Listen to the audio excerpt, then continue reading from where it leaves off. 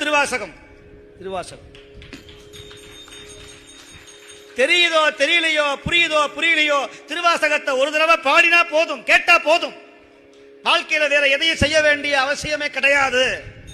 அவ்வளவு புண்ணியம், அவ்வளவு புண்ணியம். சிவபெருமானே கைப்பட எழுதிய ஒரே நூல் திருவாசகம். பிரம்மன் எழுதிய தலையெழுத்தை மாற்றக்கூடிய நூல் திருவாசகம். திருவாசகம் மாணிக்க வாசகர் சொல்ல, கையில இருக்கிற ஈசனே தன் கைப்பட கை வலிக்க எழுதிய அருளிய நூல் தெய்வ நூல் என்று சொல்லுகிறார் சைவ எல்லப்பனாவலர். சாதாரணமானதல்ல தமிழ்.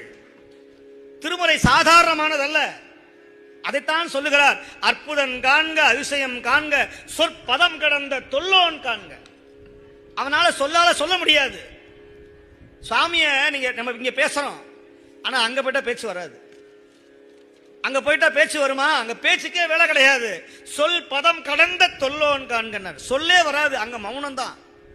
நீயும் நானுமாய் ஏக போகமாய் அவரை பார்க்க வேண்டியது, அவர் நம்மை பார்க்குவார். என்னை நோக்குவார் யாரோ, என்னான் செய்கேன் எம்பெருமான் பொன்னே திகழும் திருமேனி எந்தாய் நான் எங்கு புகுவேன். இங்கு வந்து புகுந்தா அது நடக்கும். நீங்க அவரை பார்த்தா அவர் உங்களை பார்ப்பார்.